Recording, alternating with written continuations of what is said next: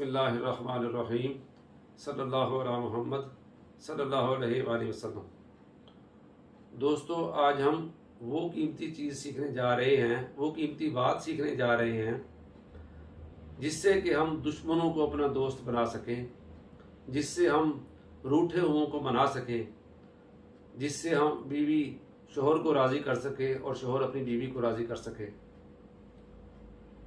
یہ وہ کام ہے جس کے لیے ماہر نفسیات لوگوں نے سینکڑوں کتابیں لکھ ڈالی، لیکن وہ اس کی حقیقت تک نہ پہنچ سکے۔ لیکن اللہ تعالیٰ عز و جل نے ہمیں قرآن عظیم میں دشمنوں کو دوست بنانے کا اور روٹھے ہوئوں کو منانے کا ایک ایسا طریقہ بتایا ہے جو کہ 100% کارگر ہے۔ وہ 100% کارگر اس لیے ہے کہ انسان کو بنانے والا اللہ عز و جل ہے۔ وہ جانتا ہے کہ اس نے اپنے بندے کو کیسے بنایا، چنانچہ اس نے ہمیں یہ طریقہ بتایا ہے۔ سورہ فصلات سورت نمبر 41 آیت نمبر 34 میں اللہ تعالیٰ ارشاد فرماتا ہے: اعوذ باللہ من الشیطان الرجیم، بسم اللہ الرحمن الرحیم، ولا تستوی الحسنۃ ولا السیئۃ ادفع بالتی ہی احسن فاذا الذی بینک وبینہ عداوۃ کانہ ولی حمیم۔ اس کا مفہوم یہ ہے کہ اچھائی اور برائی برابر نہیں ہو سکتی۔ اگر کوئی تمہارے ساتھ برائی کرے تو تم اس کے جواب میں بہترین اچھائی کرو۔ یہ ہے وہ خاص بات لوگوں کا دل جیتنے والی، کہ آپ لوگوں کے دل جیتنے کے لیے بہترین اچھائی کریں۔ ادفع بالتی ہی احسن فاذا الذی بینک وبینہ عداوۃ کانہ ولی حمیم۔ پھر تم دیکھو گے کہ تمہارے اور اس کے درمیان دشمنی تھی، مگر وہ تمہارا دلی دوست، جگری دوست بن گیا ہے۔ یعنی کہ یہ ہمارے آج کل کے جو اصول ہیں ان کے بالکل برعکس ہے۔ ہم کیا کرتے ہیں، کسی نے ہمیں ایک لفظ بھی کہا تو جب تک ہم اسے چار نہ سنائیں ہماری تسلی نہیں ہوتی۔ اینٹ کا جواب جب تک پتھر سے نہ دے لیں تو ہمارا دل ٹھنڈا نہیں ہوتا۔ تو اللہ تعالیٰ کے فرمان کا مفہوم ہے کہ اگر تم یہ چاہتے ہو کہ دشمن تمہارا دوست بن جائے تو تم اس کے جگری دوست بن جاؤ، تو اس کا بہترین حل یہ ہے کہ جو تمہارے ساتھ برائی کرے اس کا جواب تم بہترین اچھائی سے دو۔ لیکن اس کے لیے یہ کیا ہر شخص ایسا کر سکتا ہے؟ اللہ تعالیٰ نے فرمایا وما یلقاها الا الذین صبروا، اور یہ وہ نعمت ہے جو نہیں ملتی لیکن صرف صبر کرنے والے لوگوں کو۔ سبحان اللہ۔ یعنی جب کوئی ہمیں کوئی بری بات کہے گا، جب کوئی ہمیں کوئی تکلیف دینے والی بات کرے گا تو ہم صبر کریں گے۔ اللہ عز و جل کی رضا کے لیے جب ہم صبر کریں گے تو پھر کیا ہوگا، اللہ تعالیٰ اس شخص کے دل میں ہماری محبت ڈال دے گا۔ اب اس عمل کو سورہ آل عمران کی آیت نمبر 134 میں اللہ تعالیٰ نے مزید تفصیل سے بیان کیا ہے۔ والکاظمین الغیظ، کہ وہ اپنے غصے کو پی جاتے ہیں۔ والعافین عن الناس، پھر وہ لوگوں کو معاف کر دیتے ہیں۔ واللہ یحب المحسنین، اور جو اس کے بعد احسان کرے تو اس سے تو اللہ محبت کرتا ہے۔ سبحان اللہ۔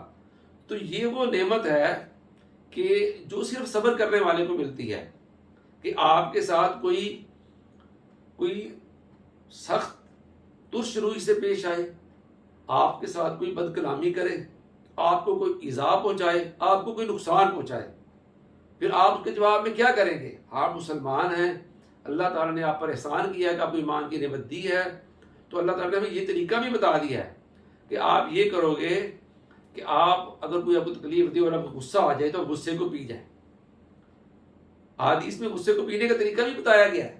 آقا صلی اللہ علیہ وسلم نے ارشاد فرمایا کہ کسی بندے کو غصہ آئے تو شیطان سے اللہ کی پناہ مانگے، اعوذ باللہ من الشیطان الرجیم پڑھے تو اس کا غصہ ختم ہو جائے گا۔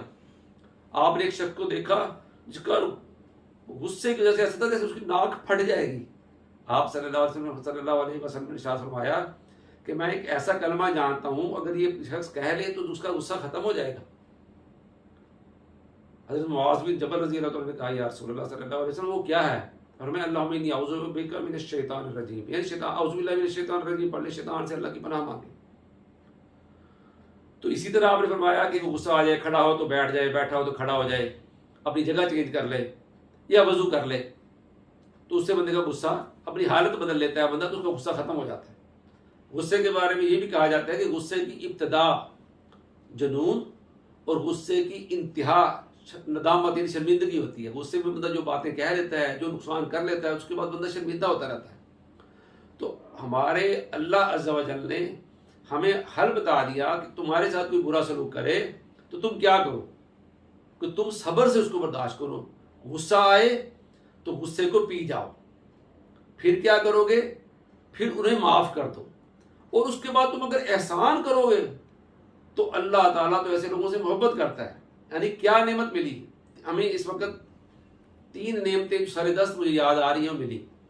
سب سے پہلی تو نعمت یہ ملی کہ کانہ ولی حمیم، وہ جو آپ کا دشمن ہے، جس نے آپ کو سخت بات کہی ہے، وہ آپ کا جگری دوست بن جائے گا، دلی دوست بن جائے گا۔ دوسری نعمت کیا ہے؟ واللہ یحب المحسنین، اللہ تعالیٰ احسان کرنے والوں سے محبت کرتا ہے۔ اللہ اکبر، اللہ تعالیٰ ہم سے محبت کرنے لگ جائے گا۔ اور تیسری نعمت یہ ہے کہ ہم قرآن پاک پر عمل کرنے کی کوشش کر رہے ہیں، اور قرآن پاک کی آیات کے مطابق ہم اپنی اصلاح کرنے کی کوشش کر رہے ہیں، جو کہ قرآن پاک کا مقصود ہے کہ ہم قرآن پاک کو سمجھیں اور اس پر عمل کریں۔ سبحان اللہ۔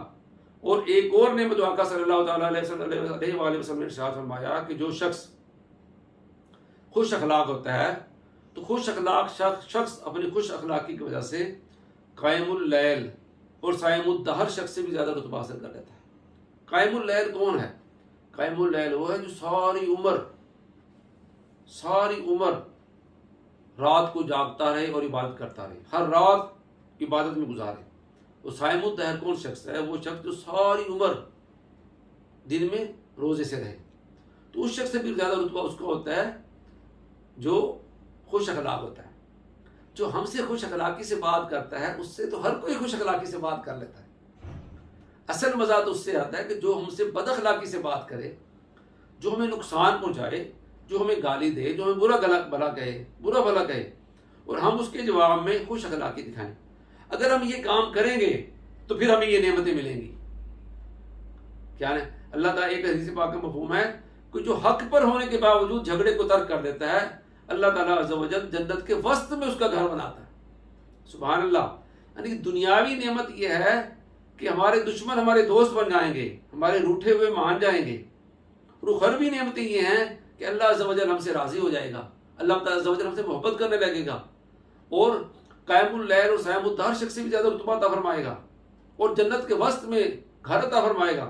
اتنی نعمتیں صرف ایک لمحے کا صبر کرنے پہ، ایک لمحے جو غصہ آ رہا ہے اس کو برداشت کرنے پہ، اور اچھی بات کہنے سے اللہ تعالیٰ عز و جل اتنی ساری نعمتیں ہمیں عطا فرمائے گا۔